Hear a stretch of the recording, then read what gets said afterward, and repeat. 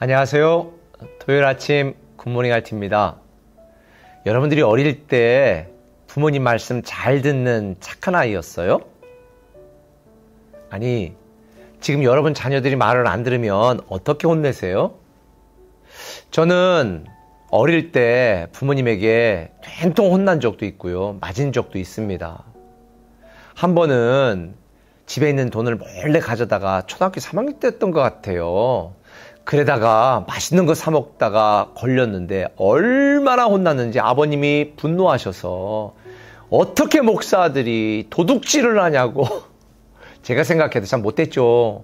근데 초등학교 3학년이니까 내가 목사들인 걸 뭐 알겠어요. 변호하자면. 그런데 그렇게 착하신 아버님이 화를 내면서 너 나가!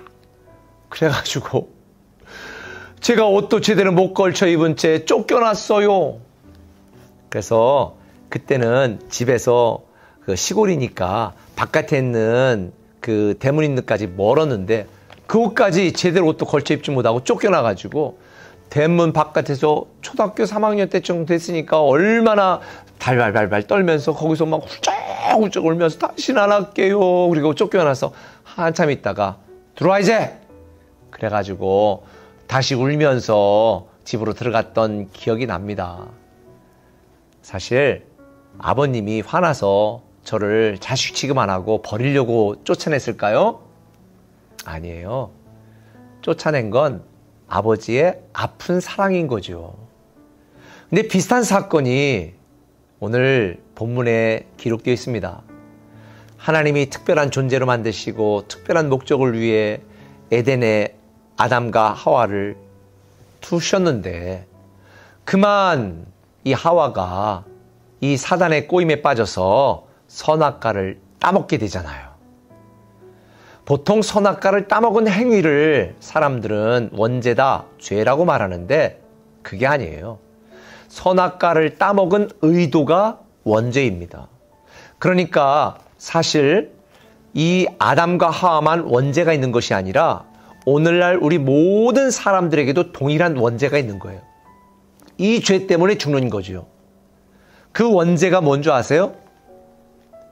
5절에 너희가 그것을 먹는 날에는 너희 눈이 밝아져 하나님과 같이 되어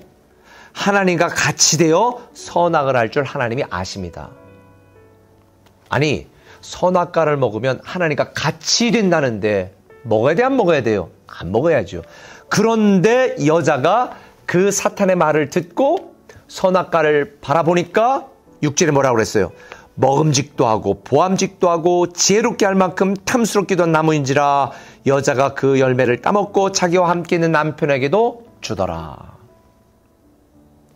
하나님과 같아지겠다라는 그 마음의 의도와 생각이 원죄입니다. 이 죄 때문에 죽는 거예요. 왜? 하나님이 우리를 창조한 그 계획과 위반된 반응을 하는 것이니까요. 왜 예수 안 믿으면 죽는 줄 아세요? 내가 주인이잖아요. 내가 왕이잖아요. 내가 하나님이잖아요. 그게 바로 원죄인 거예요. 이 죄는요, 우리 혼자 스스로 해결할 수가 없습니다. 하나님과 같아지려는 죄, 내가 하나님이 되려는 죄, 이 원죄, 아담이 지었고 하와가 지었던 이 죄, 여전히 우리가 갖고 있고 이 죄는 우리 능력으로 절대 해결할 수 없어요. 그래서 예수님께서 십자가 달려 죽으심으로 그 예수를 믿는 자마다 우리가 하나님이 나의 왕이시다, 예수님이 나의 주인이시다 라는 걸 고백하는 거예요. 그러니까 예수 믿는다는 건 뭐냐? 예수 그리스도가 나의 주인이시고 예수 그리스도가 나의 왕이시고 이제 나는 그분을 섬기며 그분 뜻대로 살아가겠다. 내가 왕이 아니라 하나님이 내 인생의 왕이다. 이걸 고백하는 게 예수 믿는 거거든요. 그래야 우리는 살아요. 요약하면요, 죄는 없어지는 것이 아니라 예수 그리스도의 피로 덮는 거예요. 이 죄는 없어지지 않아요. 예수 그리스도의 피로 덮어서 하나님이 보지 않으시기 때문에 우리가 구원받는 거예요. 특별히 이 선악과를 따먹고 아담과 하와가 에덴 동산에서 쫓겨났습니다. 다 죽였을까요? 아니에요. 죽는다는 것은 육적인 죽음만 의미하는 것이 아니라 육적으로 죽고 영원히 죽을 수밖에 없는 운명을 말하는 거죠. 그래서 하나님의 은혜가 아니면 가죽옷을 지어 입히는 이 하나님의 은혜가 아니면 우리는 구원받을 수 없다는 것을 예수 그리스도의 피를 가죽옷으로 비유하면서 미리 보여주신 거예요. 여러분, 우리의 죄는 없어지지 않습니다. 예수의 피로 덮는 것입니다.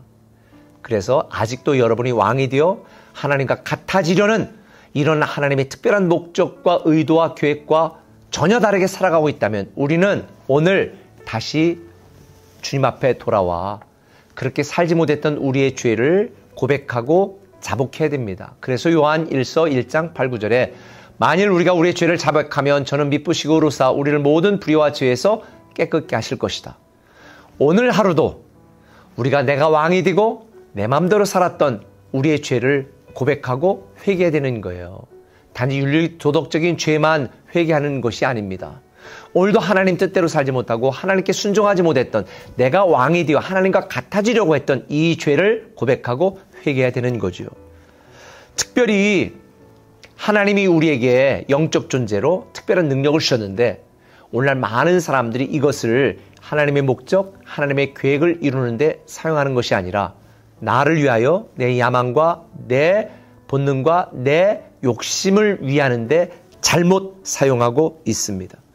하나님을 기쁘게 하고 하나님을 영광스럽게 하는 데 사용해야 되는데 하나님을 마음 아프고 하나님을 슬프게 만드는 일에 우리가 우리의 모든 에너지와 능력과 지혜를 사용하고 있다는 거예요.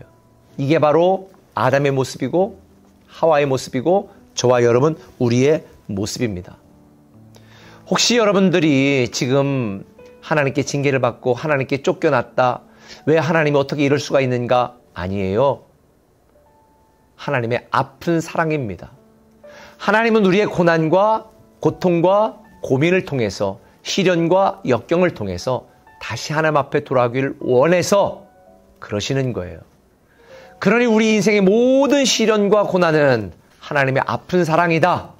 이거를 꼭 기억하셔서 오늘도 힘들 때마다 어려울 때마다 내가 하나님과 같아지려는 죄, 하나님이 나에게 주신 모든 것들을 하나님을 위해 사용하지 않고 나를 위해 잘못 사용했던 이런 죄들을 하나님 앞에 고백하고 하나님의 뜻대로 하나님께 순종하며 살기를 결단하는 여러분이 되었으면 좋겠습니다.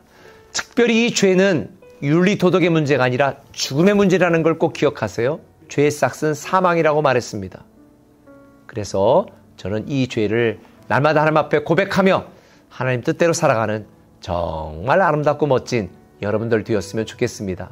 이번 8월 한 달도 하나님 안에서 행복하고 멋진 인생 되시기를 예수님의 이름으로 축복합니다.